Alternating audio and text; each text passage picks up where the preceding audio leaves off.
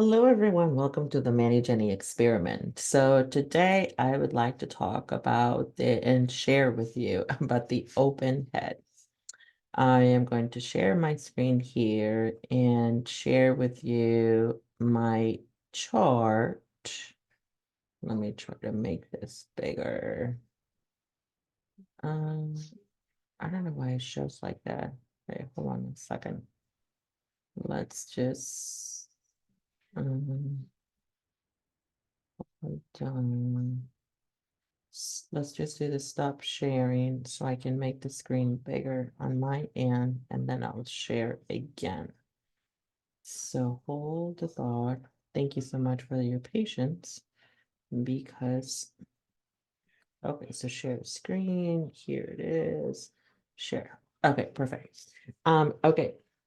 So in human design, this is the body graph, right? And these are the centers, and I'll start here. So if you think about, so the centers are either open and undefined or defined. What makes this open is that there are no activations right here, right? And what makes this undefined, is that there are some activations, right? And these are completely defined because they have activations, but they also connect to something else. So we'll just stay here for now. This is the head, ideas and inspirations. So when something is open or undefined, you are receiving people's ideas and inspiration. When something is defined, I am sending, the mind is about the conceptualization of the ideas. I am sending that up to other people. But to have these open, this is also a center of pressure. So the head and the root are that's where their pressure centers, right?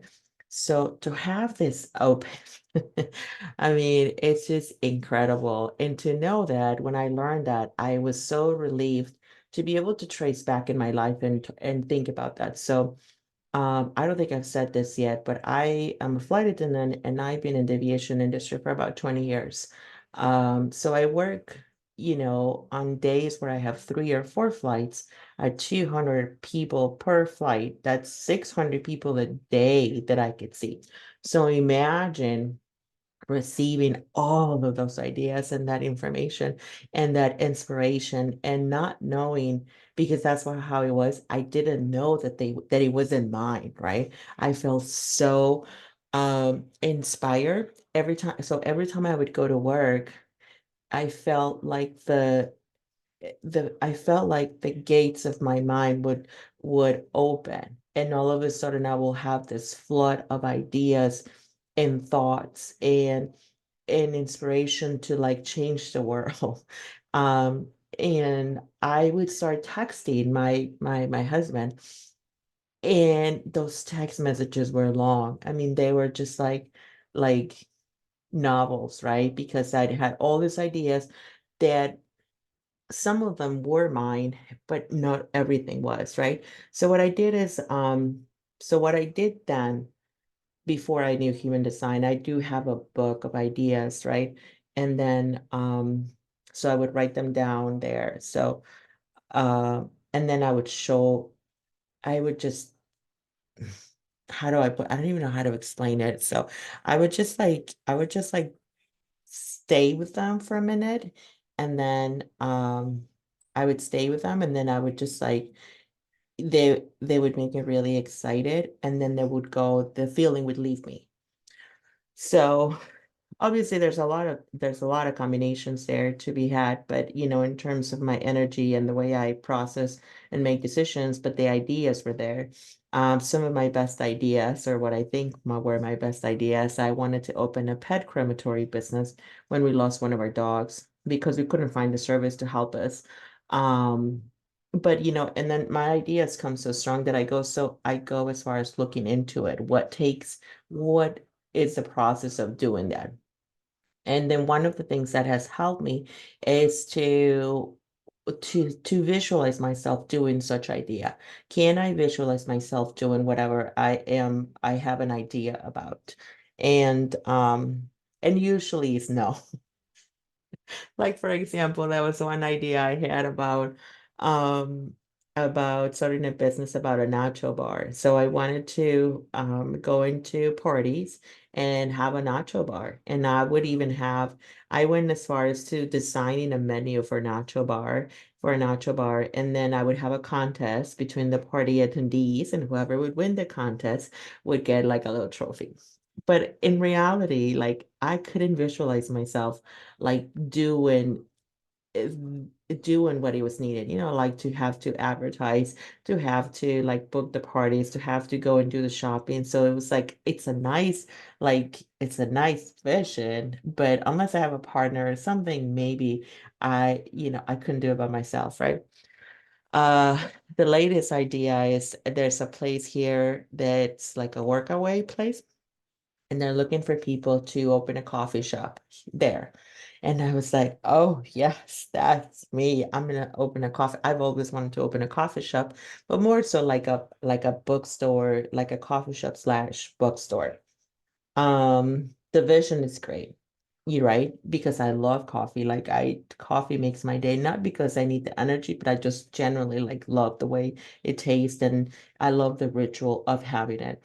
Um, and I love the idea of meeting people on a regular basis like that, getting to know people like that, right? When I used to fly Mexico City, I used to love that because I got to know the people that went to Mexico for business. And it was nice to see them coming back and kind of see the progress in their lives. And they would share a little bit. And, it was just nice. It was just a nice way to spend my day, right? So I have always loved that. But the reality is that it is choosing where my energy is the most valuable resource that I have, because the best thing I can do for myself, because my energy is very valuable. So choosing to make this video and to share with other people what the process of having an open head has meant for how it has worked for us.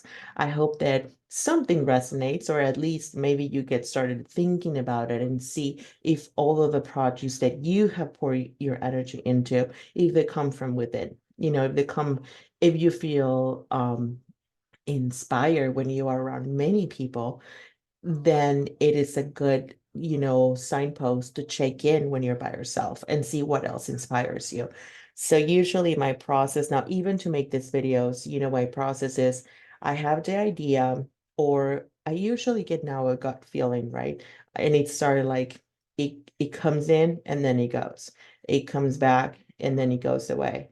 And it comes back and then I feel like it's like here, but it's like it comes in and then it slowly drops down into my gut response. And even though I have an emotional authority, my spleen is very much it's very much alive, and it's just like it's a huge part of me. Intuition is a huge part of me, especially the way I communicate. Um, so it's like they start going dropping down, and usually when I do my check-ins is in the shower, because I'm by myself. It's just me. And the water overall is a huge relaxer for me. Like it's a relaxing place for me to be. Uh, so it comes in, it comes out, it comes in, it comes out. And then finally, once I'm feeling it in like almost in my sacral, like I'm just like, oh yeah, it's gotta come out. Then usually a day or two, for 2 days, sometimes, when I shower, I check in on that. And then I know I'm like, okay, it's time. And then I just like do it. Sometimes that's not always the best in terms of like finesse, for the final product. But I'm still trying to find, because I'm just a one person show right now. So this is the best way for me to create more room in my body and my energy for expansion. And then it's my way of like putting it out, right? Because I know whether it's got 10 hours or 100 hours of work in it, I feel like the information is going to hit anyone the same or different, right? I don't know. Maybe it does make a difference. So, but that's usually how I work now. Like I usually check in the shop in the shower because I'm by myself. That's like crucial. So that's the open head. Lots of ideas, lots of inspiration. I don't really know, like, you know, I guess for my boys have a defined head and he feels like he gets really busy in there. So the energy comes from within. That's like, different. So I also can feel inspired by what they're doing. So I'm still like navigating that and how that shows up for me. So stay tuned. Maybe I'll put open head part one or something like that. I don't know. So, but that's the beginning of it. It was just a huge, uh, oh, it was a huge like, oh, aha moment to know that. And then the other thing that I do, and I'll show you because it's right here. So when you have an open head, there's so much inspiration and ideas if you're around a lot of people that it could feel like scatter. You're like scattered. That's how I felt anyway. So one of the tips that I got from my course was that to make a short 2 or 3 things that you want to accomplish in the day, and then that kind of keeps you grounded. So what I do is somebody in my free group, like free cycle groups, like somebody was giving away actually this cute little notebooks. And it says priorities for today. And it says, let each new day be what it needs to be. And then that is written by an artist. Her name is Morgan Harper Nichols. So it was just a really cute, it's a really cute notebook. So I have human design information in Spanish. I'm collaborating with someone in Mexico, so I had to write something for that. And then I wrote the uniforms, that's in Spanish. And then I wrote, it says, I'm grateful for snow and vacation. Totally. So it's snowing here in Michigan, and I'm still on vacation from my flight attendant job. So it's been really nice. So those 2 things, I did the human design information in Spanish, and I cleaned my son's uniform. The karate had a few little stains, so I had to take those out. So those things are done. So now by seeing that, then you're just like, okay, what else can I do for the day? And but that's the tool that has helped me s- not feel so scattered. So I write down 2 or 3 things that I want to get done in the day. I check in with myself when I keep getting the same idea. I check in with it in the shower because I'm by myself. And then once I get a whole bunch of inspiration from other people, I check in with the vision. Do I see myself? Can that be possible? Also, that's like in addition to other parts of my design, but I just check in as to if can I see myself doing that for X amount of time? Can I see myself putting the energy to do it? So yeah. That felt good because he was in here for quite a while. So thank you for listening. Because yeah. Thank you so much for listening. We'll talk to you soon. Bye.